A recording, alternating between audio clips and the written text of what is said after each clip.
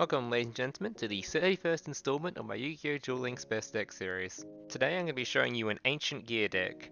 Today's video is going to be a little bit different than normal though, as this is a Theorycraft. If you don't know what a Theorycraft is, basically it's just a deck that you've made up in your head, you haven't actually put into practice yet, you haven't tried it out or tested it. I haven't tested what this deck is yet, but I really wanted to make a video around Ancient Gears. The reason I haven't tested the deck yet is obviously because I don't actually have the card I've built the deck around. I don't have Spell Gear yet, because that requires you to get Dr. Valen to level 40, which takes absolutely forever. So for this reason, obviously there'll be no gameplay at the end of this video, and hopefully later on in the week maybe I'll try and get some gameplay of this deck out if I can, or if the deck turns out to be alright. Feel free to leave comments with suggestions for cards I should add or cards I should take out, or if you've actually tried out the deck yourself and seen it's actually pretty good or pretty goddamn awful, let me know. And without further ado, let's get into the video.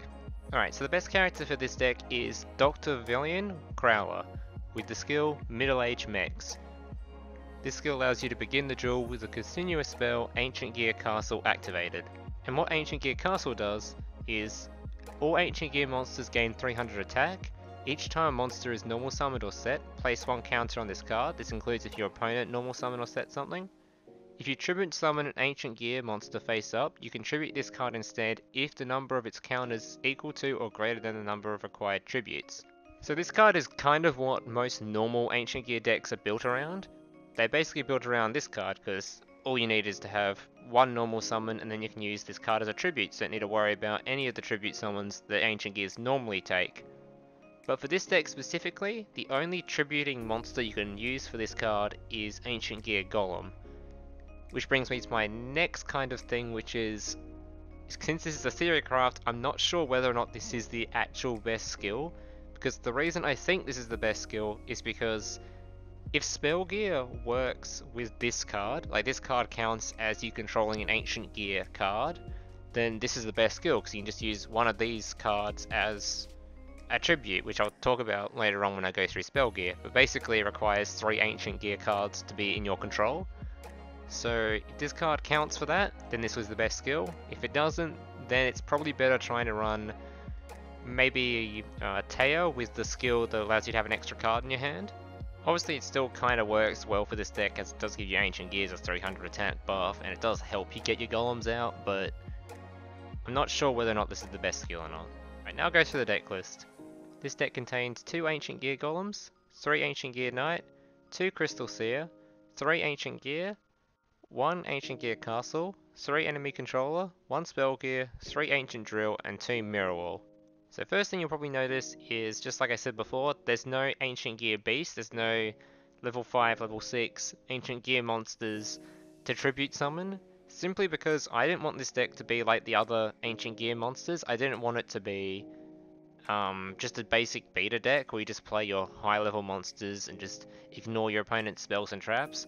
I wanted to have kind of a bit of flavor to it, so that's why I made it more combo orientated and based it around Spell Gear. This is kind of why I've got 3 Crystal Seers as well, because 3 Crystal Seers kind of makes it easier to pull off the combo you want, because it gives you the cards in your hand that you want. As for cards that you can replace in this deck, basically you can replace any of the backline cards, like any of the enemy controls, any of the mirror walls, with whatever backline you like. This is just my preferred backline for this deck, since I really like enemy controllers, since they can be used easily with the Ancient Gears, and also it can be fetched using the Ancient Gear Drill. Plus Mirror Wall I still think is just a broken ass card. It's more broken than most of the traps in the game, if not all of them. So now I'm going to go through the strategy of the deck and basically how it works, or how it should work in theory. So the aim of this deck is to get Spell Gear out of your deck, activate it, which then allows you to summon 2 Ancient Gear Golems, 1 from your deck and 1 from your hand.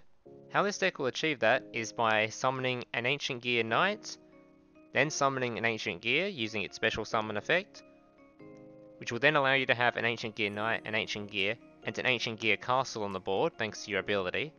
This means that when you activate Ancient Gear Drill, you can search for Spell Gear, and then now that you have 3 Ancient Gear cards on the board, you can activate Spell Gear, which will then bring out the 2 Ancient Gear Golems. Now that was kind of an ideal scenario, because obviously it's not going to quite work like that every time. For starters, Ancient Gear Drill doesn't allow you to activate the spell you search on the turn you search it, so you have to wait a turn. So you wouldn't want to summon the Ancient Gear Knight and the Ancient Gears in the same turn, or they'll just get destroyed before you can even activate your spell gear. And also, it's kind of a bit hard to get a guaranteed Ancient Gear in your hand and another Ancient Gear card to try and get those 3 cards out, which is why I've got Crystal Seer in here, as that will allow you to quite easily search through your deck by obviously excavating the top 2 cards, sending one to the bottom or one to the top, whether that be putting an Ancient Gear Golem in your hand for your spell gear ready to go, or getting an extra Ancient Gear monster into your hand to try and activate spell gear's effect.